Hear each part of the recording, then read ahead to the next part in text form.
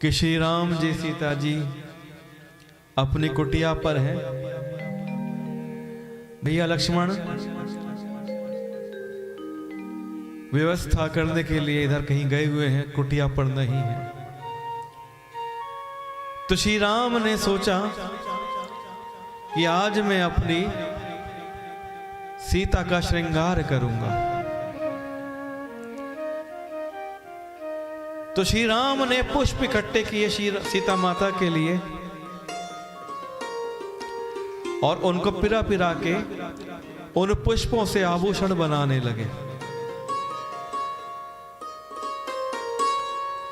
पुष्पों से उन्हें गजरा बनाया, मांग टीका बनाया, कर्णफूल बनाए, हार बनाए, कंदनी बनाई और सब हाथों से बना बनाकर भांति भांति के गहने मैया सीता को पहनाए। स्फटिक की शिला है जिस पर बैठे हुए हैं प्रभु और बड़े आदर के साथ में मैया सीता को वो आभूषण पहना रहे हैं।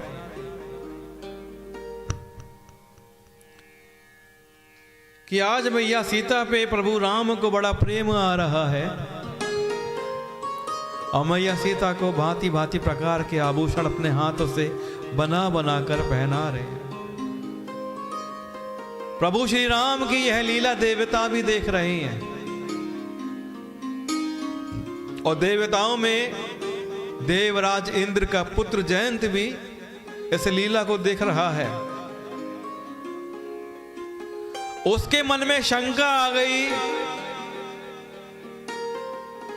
कि ये परब्रह्म कैसे हो सकते हैं। ये तो एक आम पुरुष है, आम पुरुष की भांति ये तो अपनी पत्नी को श्रृंगार कर करके पुष्पों के गहने बनाकर पहना रहे हैं। ये परब्रह्म नहीं हो सकते। सब देवताओं को भ्रम हो गया है और ऐसा सोच के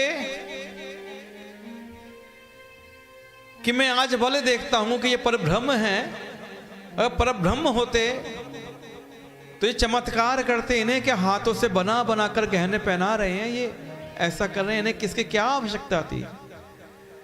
इनके लिए तो इस जगत के जितने सुख हैं, सुविधाएं हैं, गहने हैं, ऐसे ही आ जाएं। इन्हें क्या आवश्यकता अपने हाथों से पुष्पों के हार बना बना के गहने बना बना कर पहनाने की। ये परब्रह्म नहीं हो सकते। मुझे इनमें ऐसा कुछ नजर नहीं आता कि ये परब्रह्म हो, नारायण का अवतार हो। ये तो कोई साधारण मनुष्य लगते हैं। तो भैया देवराज इंद्र का पुत्र जयंत परीक्षा लेना चाहता है तो उसने क्या करा, कौवे का रूप धर के आ गया।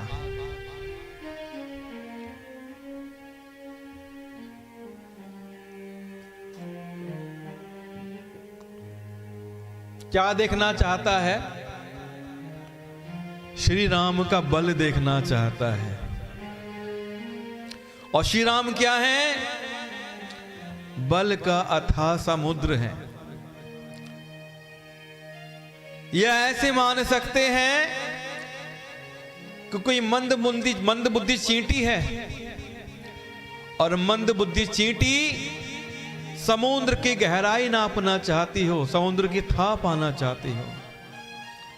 वो मूर्ख की चींटी भूल जाती है, वो तो बालुओं में खो जाएगी, समुद्र की था उसकी गहराई तक कैसे जा पाएगी।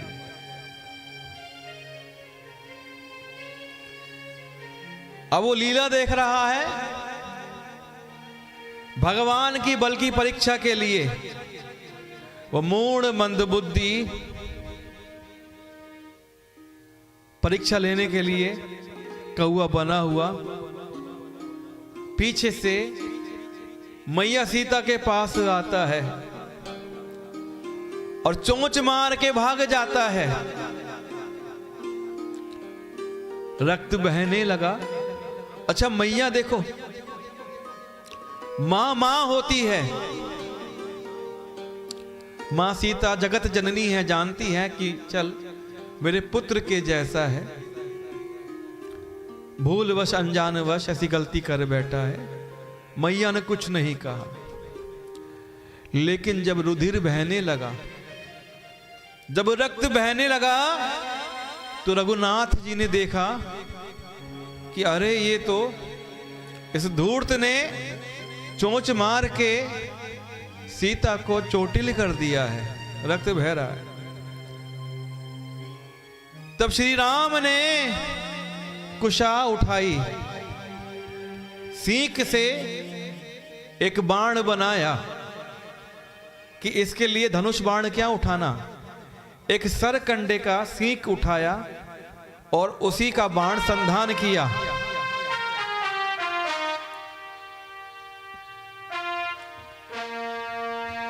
श्री राम जो अत्यंत ही कृपालु हैं, जिनका दीनों पर सदा प्रेम रहता है,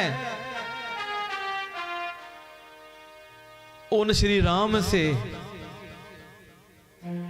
ये मूर्ख जयंत ने आकच्छल किया है।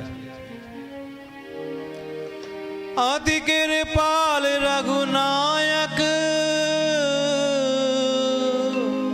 सदा दीन पर ने तासन आई कीन छलो मूरख अवगुण के। कि श्री रघुनाथ जो दीनों पर दया करते हैं, कितने कृपालु हैं, उन दीनानाथ से राघव से रघुनाथ से इस मूर्ख जयंत ने छल किया।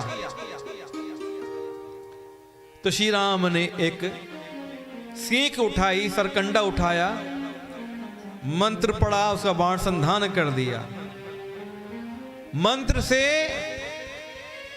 वो जो बाण है ब्रह्म बाण बन गया और दौड़ने लगा। जयंत बना हुआ कौआ भयभीत हो गया और भाग चला। भागते भागते उसने अपना असली रूप धारण किया। असली रूप धारण करके सबसे पहले वो किसके पास पहुंचा? अपने पिता इंद्र के पास पहुंचा।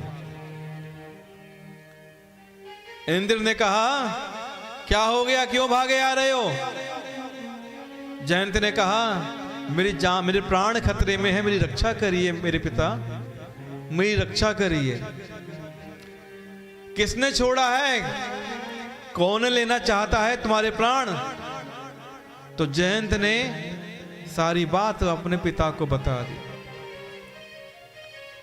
इंद्र ने क्रोधित होकर अपने पुत्र को वहां से भगा दिया, नहीं रखा, भाग यहां से। अरे तू राम का विरोधी है, तूने राम की परीक्षा लेने की सोची और मैया सीता को चोटिल कहा, चोटिल किया।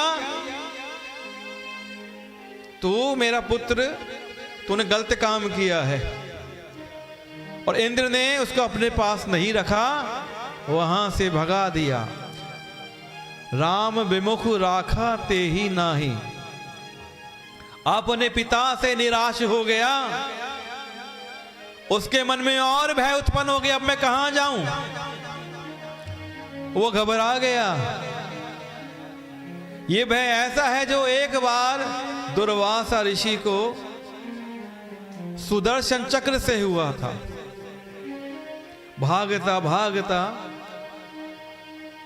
जयंत ब्रह्मलोक में पहुंचा, ब्रह्मा जी के पास पहुंचा। ब्रह्मा जी ने कहा, कहां से दौड़े दौड़े आ रहे हो?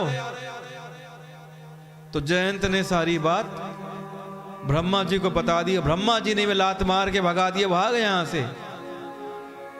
जो श्री राम का नहीं वो किसी के काम का नहीं, तू राम का विरोधी है तो सबका विरोधी है। तेरी इतनी जुर्रत, तूने जगत जननी मैया सीता पर वार किया, तूने परीक्षा लेने की सोची, तेरा मन धूर्त है, तू भाग जा यहां से। तो ब्रह्मा जी ने उसको वहां से भगा दिया। अब दौड़ता दौड़ता, कहां जाऊं मैं? दौड़ता दौड़ता वो शिवलोक में गया, जहां शिव जी बैठे हैं। शिव जी के शरण में जाकर प्रणाम करता है, बचाओ बचाओ त्राहि माम त्राहि माम। शिव जी ने कहा, कहो क्या हुआ, क्यों भागे आ रहे हो? जयंत ने वही सारी घटना भोलेनाथ को बता दी। भोलेनाथ अत्यंत क्रोधित हुए, भाग जा यहां से, तुझे ये बाण मारे ना मारे लेकिन तुझे मैं मार दूंगा। तू राम का विरोधी है, तू राम से छल करता है, तूने राम के साथ धूर्तता करी और मेरी मां सीता, जगत जननी सीता को तूने इस प्रकार चोट पहुंचाई, भाग जा यहां से। तो शिव जी ने भी भगा दिया, जहां जहां वो गया वहां वहां उसे भगा दिया गया। जो राम का विरोधी है उसे कहीं जगह नहीं मिलती है, जो राम का नहीं वो किसी काम का नहीं।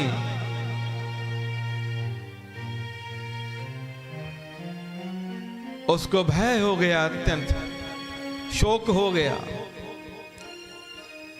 ब्रह्मधाम शिवपुर लोका, फिरा श्रमित व्याकुल शोका। ब्रह्मधाम शिवपुर सब लोका, फिरा श्रमित व्याकुल भय शोका। काहू बैठन कहा न ओही, राखी को सकई राम कर द्रोही। कि राम का द्रोही है ये सोचकर किसी ने नहीं रखा, किसी ने उसको शरण नहीं दी, किसी ने बैठने तक को नहीं कहा। श्री राम के द्रोही को कौन रख सकता है? उसके लिए माता मृत्यु के समान, पिता यमराज के समान और अमृत विष के समान हो जाता है। जो राम का द्रोही होता है, कागभूषुंडी जी समझाते हैं कि उसके लिए माता मृत्यु के समान होती है, पिता यमराज के समान होता है और अमृत विष के समान होता है। उसके मित्र शत्रुओं के समान लगते हैं। देव नदी गंगा जी उसके लिए यमपुरी की नदी बन जाती है। अरे सुनिए, जो श्री रघुनाथ के विमुख होता है, समस्त जगत उसके लिए अग्नि से भी अधिक जलाने वाला हो जाता है। और जब किसी को कहीं शरण नहीं मिलती तो वहां संत काम आते हैं। यहां पे संत कौन है? नारद जी। नारद जी ने जयंत को व्याकुल देखा, नारद जी को दया आ गई, क्योंकि संतों का चित्त बड़ा कोमल होता है। नारद ने कहा, क्या हुआ? जयंत ने कहा, प्रभु मुझे बचाइए, ये ब्रह्म बाण मेरे प्राण लेना चाहता है, जिसे श्री राम ने छोड़ा है। नारद जी ने कहा, ठहर जा, कुछ नहीं होगा। जयंत कहता है, पीछे बाण है, ठहर जा, रुक जा। अगर इसने तेरे प्राण लेने ही होते ना, तो ये तेरे प्राण कब तक ले चुका होता। देख, वो बाण तेरे पीछे रुका हुआ है। बाण ने तेरे प्राण नहीं लिया अभी तक। अगर प्राण लेने होते तो ये बाण कब तक के तेरे प्राण ले लेता। जा, जाकर जिसने बाण छोड़ा है, तुझे कोई नहीं बचा सकता, ना ब्रह्मा जी, ना शिव जी, ना तेरे पिता इंद्र जी। तुझे वो ही बचा सकता है जिन्होंने ये बाण भेजा है। जाके राघव जी की शरण में जा, उनकी शरणागत हो जा, उनसे क्षमा मांग, वही तेरे प्राणों को क्षमा करेंगे।